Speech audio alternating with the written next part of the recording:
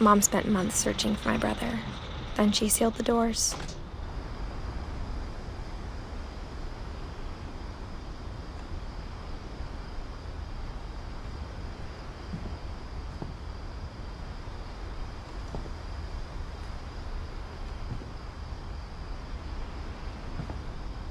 Whatever Milton had found in the house, Mom didn't want it getting out.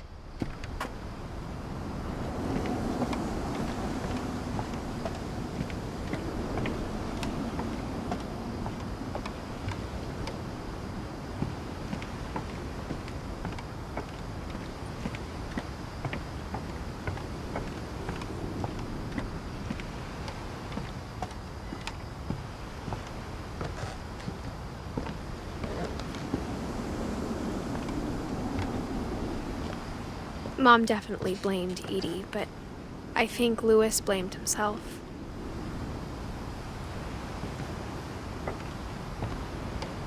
After he graduated, he just spent more and more time in his room, until Mom got him a job at the cannery.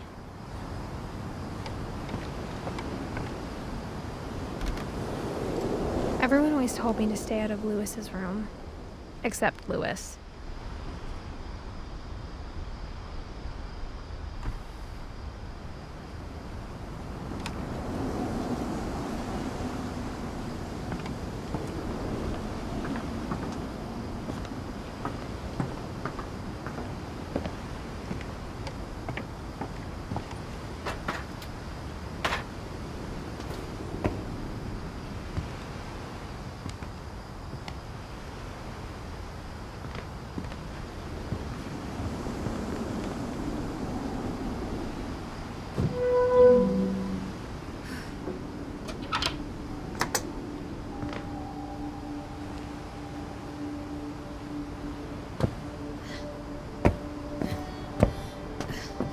Louis's room smelled very, very familiar. That part of him lived on.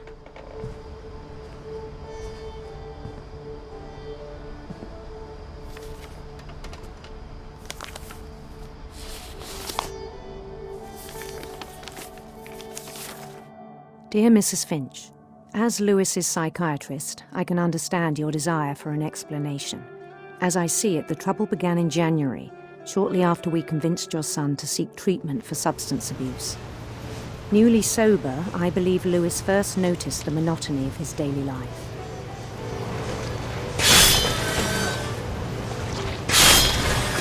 He kept working at the cannery, but he withdrew part of himself.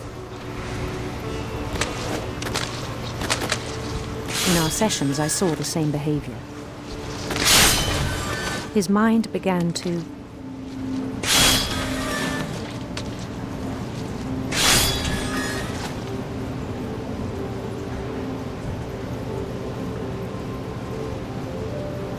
wander.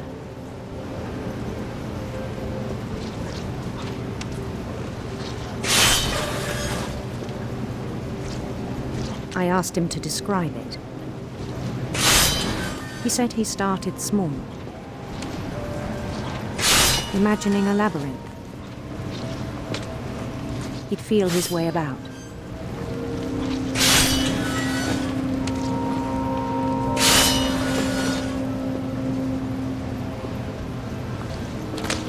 Then something moved. Bats. And toads.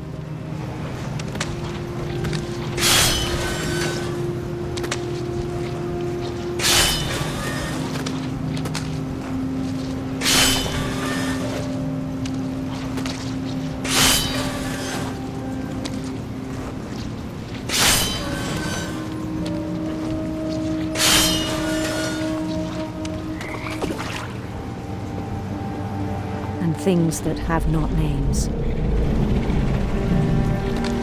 He knew it was all in his head.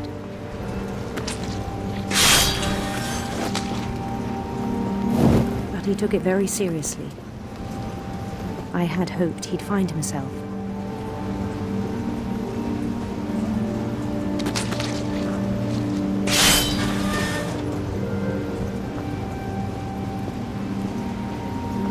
But he found something more.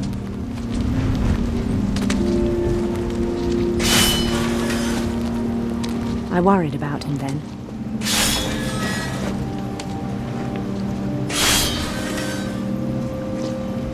Daydreaming at the cannery.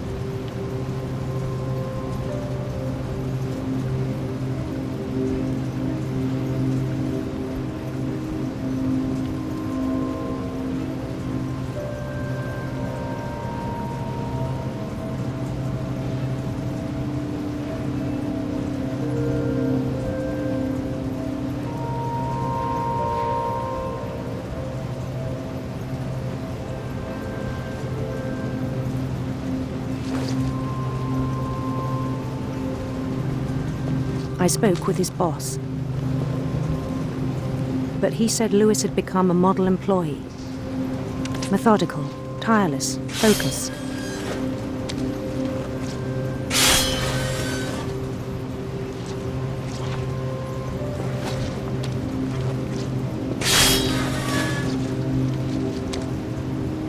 Like a whole new Lewis.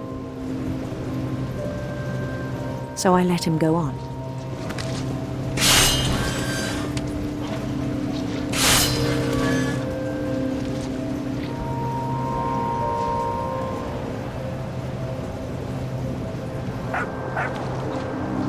I even encouraged him. It seemed very promising at first. He told me he'd made a new friend.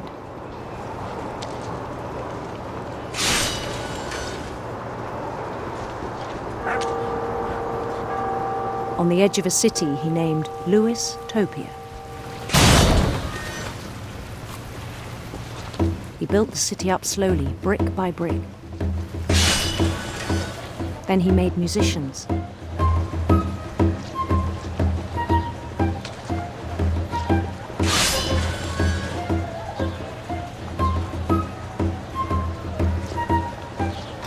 And songs for them to play.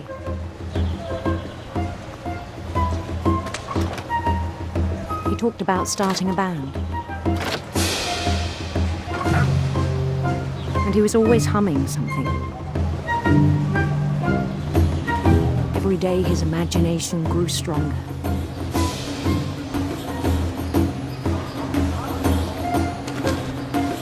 He no longer spoke at the cannery.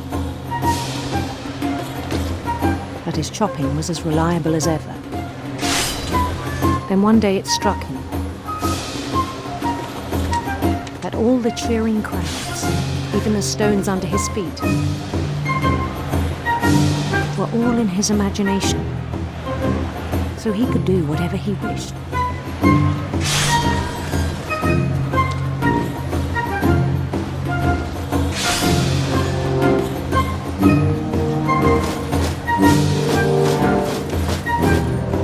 He held an election for mayor, and he won.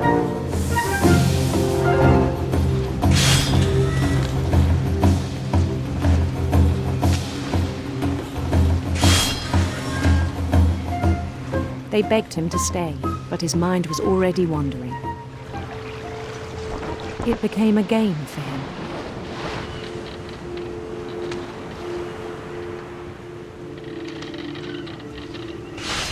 He'd conquer a city, then immediately push on. New Louisville.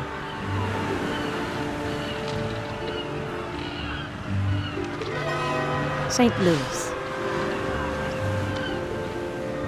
He started drifting away from our reality.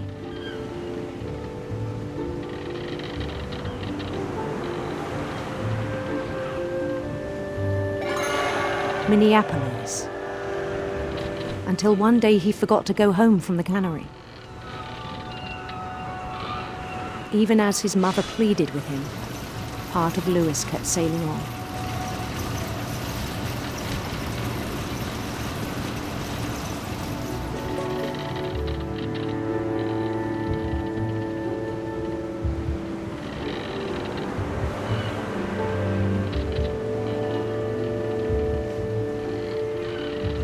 In Lewisburg, he heard rumors of a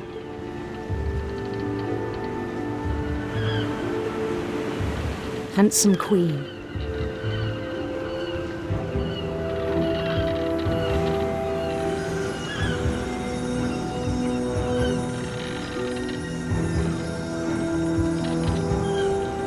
The queen was on her own quest for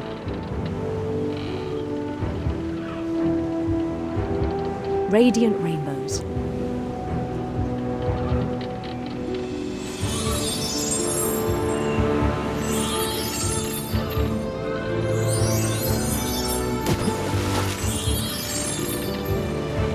He followed the sound of her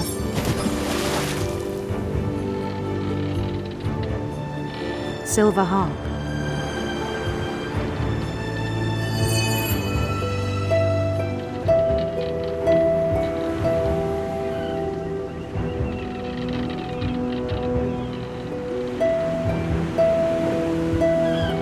His chase led him to a golden palace east of the sun and west of the moon. Even then, his logic remained sound.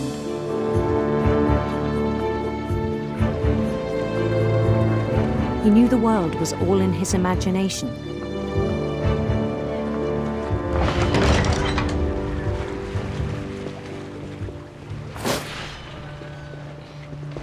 But he was so proud of having created it.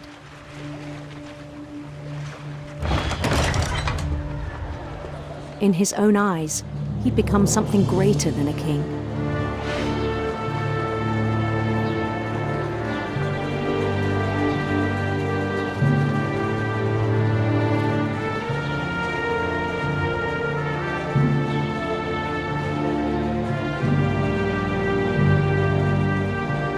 For someone who'd never known success in the real world, I think it was overwhelming. And then it struck him that the real Lewis was not the one chopping salmon, but the one climbing the steps of a golden palace.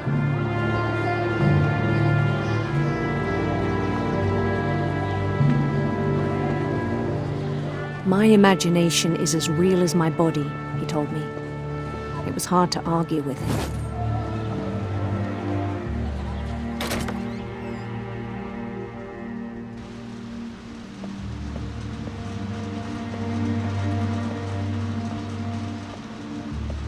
Began to forget the world we know.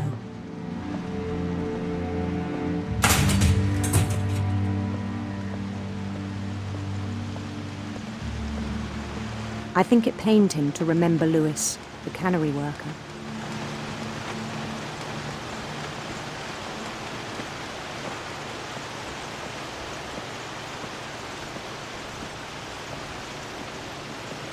He began to despise the man with a royal contempt.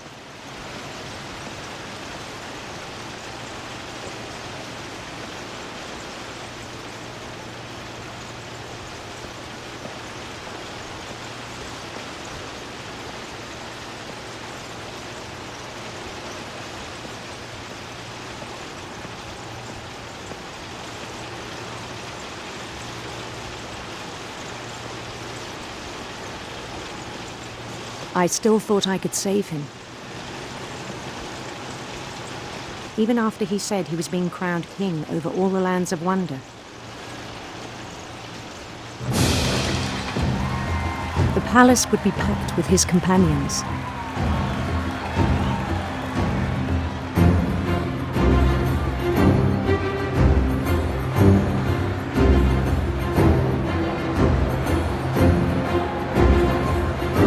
including the wise Calico who'd insisted on advising him.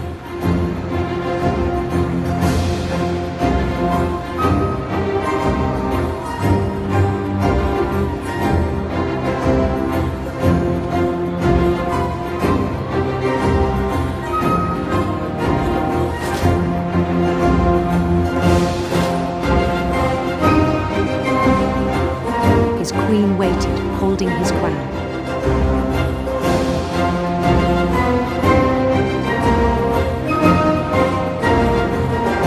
There was only one thing left to do.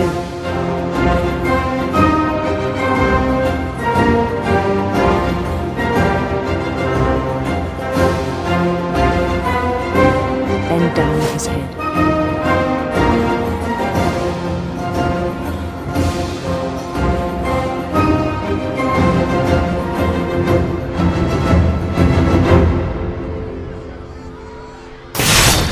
And the rest I think you know. Mrs. Finch, your son was a kind man who will be missed by all of us who knew him.